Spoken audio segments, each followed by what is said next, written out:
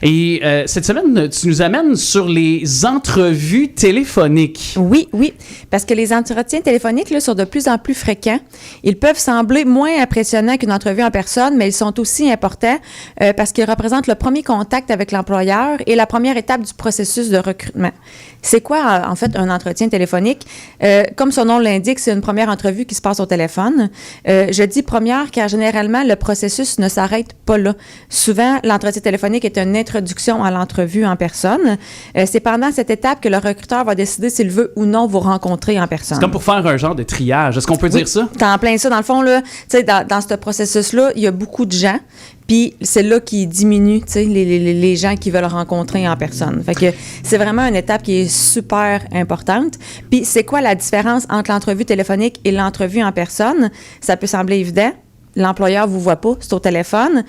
Mais pour les candidats qui reposent beaucoup sur leur charisme puis leur prestance, ça peut être déstabilisant un petit peu parce qu'ils n'ont pas ça. Fait que, tu sais, il faut vraiment qu'ils aillent user dans vraiment leur parler puis dans leur réponse pour se sortir du lot. T'sais. Manière de s'exprimer qui peut, des fois, aussi donner confiance ou non. Puis surtout dans certains types d'emplois où, tu sais, c'est justement important de savoir bien s'exprimer, surtout au service peut-être avec le public ou autre. Totalement. Puis dans ça, c'est la façon qu'on s'exprime, c'est vraiment, tu sais, ça va être doublement analysé. Fait que, en fait, les employeurs, c'est juste sur ça qu'ils peuvent se baser. Fait que... c'est ça, ils ont vraiment pas le choix.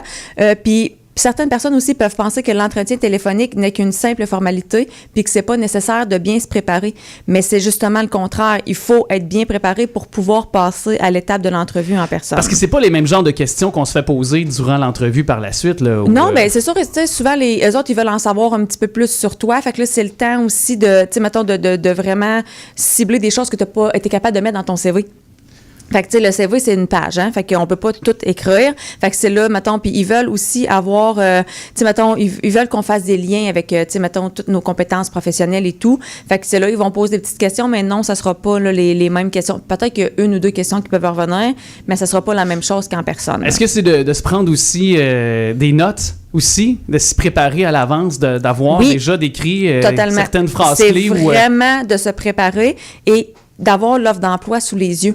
Tu sais, eux autres, là, ils savent pas que tu l'as sous les yeux, puis il y a rien de plus rassurant que d'avoir ça sous les yeux, puis qu'on peut s'y référer aux besoins. Mais c'est vraiment d'être prête, puis souvent, les employeurs, ils vont téléphoner pour prévoir l'entrevue téléphonique, puis si, mettons, fait que, tu sais, offrez plusieurs plages horaires de disponibilité. Si vous imposez une plage horaire puis que vous n'êtes pas disponible, ça se dit, tu sais, poliment, hey, moi, je suis pas disponible à ce moment-là. Est-ce qu'il y a possibilité de la remettre à un autre moment? Et si vous appelle pour savoir si vous êtes disponible maintenant puis que vous n'êtes pas prêt ou que vous n'êtes pas disponible, là, mais dites-le, hey, c'est pas un bon moment pour moi, est-ce qu'on peut se rappeler, tu sais? Puis soyez aussi dans un endroit calme. Oui. Tu sais, si, mettons, vous avez des enfants puis vous téléphonez, allez dans le sous-sol, allez vous mettre dans une pièce, puis demandez aux enfants qui viennent pas parce que des fois, après ça, les recruteurs, ils peuvent être déconcentrés parce que, mettons, par le bruit de fond, puis là, ils comprendront pas votre réponse, ils vont vous faire répéter puis ils vont perdre le fil. Il y a un chien en arrière, là, des fois. Oui, c'est ça, tu sais. Fait que, c'est important d'être dans un endroit calme. Puis, je lance ce petit message-là, là, mais c'est peut-être facultatif ou factuel, mais je sais pas, mais si tu as une boîte vocale qui est peut-être un petit peu... Tu sais, des fois, on a des boîtes vocales qui sont un petit peu rigolotes ou un petit peu étranges. C'est peut-être le temps de la raffiner un peu. Hey, moi, là, des fois, je faisais des appels où est-ce que je travaillais avant, là, puis il fallait que je laisse des messages. Puis, tu sais, la fameuse boîte vocale de « Allô? Allô? » Ah, vous êtes, tu sais, je suis pas disponible. Tu sais, comme si la personne, elle répondait, puis qu'on disait allô, puis que là, il ne comprenait pas. Mais là, tu sais, mettons, la première fois que tu te fais prendre, là, t'es comme, tu sais, ah, OK, c'est pas drôle. Fait que, on va changer ça, oui, pour que justement, tu sais, l'employeur, surtout quand on est à la recherche d'un emploi, là, pour que l'employeur, le recruteur nous prenne au sérieux aussi, là. Oui, parce que c'est vrai, t'as raison, parce que des fois, c'est vraiment un recruteur, c'est une firme qui est engagée ou chasseur de tête aussi. Aussi, ben oui, ça arrive fréquemment, oui. Également, puis par la suite, comme tu dis, puis la manière de l'échange, tu sais, d'être, j'imagine, reconnaissant, de remercier, de prendre le temps aussi. Totalement. Quand on met fin à l'entrevue, là, c'est de remercier puis de dire encore qu'on est intéressé par l'emploi, puis tu sais vraiment d'aller les remercier, merci de votre temps, puis tu sais préparez-vous aussi des questions, tu sais, puis quand que vous allez parler au recruteur, tu sais soyez concis, soyez poli, tu sais, puis ayez pas peur de poser des questions non plus. Ça démontre de l'intérêt. Oui, beaucoup, beaucoup. Puis, tu sais, c'est vraiment de les remercier, puis de dire j'ai hâte à notre prochaine rencontre, puis, tu sais, quand est-ce que vous allez me donner des nouvelles? Tu sais, ça se demande aussi, là. Exactement. Et côté activité, justement, à l'Orientech. Oui, le 10 octobre prochain, à 18h, aura lieu un atelier sur le budget.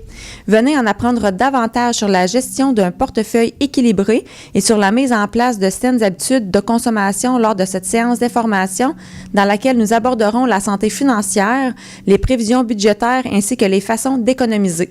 Cet atelier est donné en collaboration avec Mes Finances, Mes Choix. Pour vous inscrire, contactez Diana Lopez au dlopez@commercialorientech.ca ou au 450-730-0181, le poste 133. Et les emplois maintenant. La base de plein air Ville-la-Joie est à la recherche de coordonnateurs ou coordonnatrices adeptes de la nature, un poste permanent. Location FGL est à la recherche de techniciens ou techniciennes comptables, poste temps plein permanent. L'Hôtel de la Rive est à la recherche d'auditeurs ou d'auditrices réceptionnistes de nuit, poste temps partiel permanent. La garderie Académie Les Petits Amis est à la recherche d'éducateurs ou éducatrices à la petite enfance, poste temps plein permanent. Et Taxi Coop est à la recherche de conducteurs ou conductrices de taxi, un poste permanent. Merci beaucoup à toi. Merci à toi. Ma chère. Et merci pour le livre. Ça me fait plaisir. Bon marathon. Et je vais penser à toi dimanche là, et je sais comment tu te sens présentement et ce que tu vas vivre.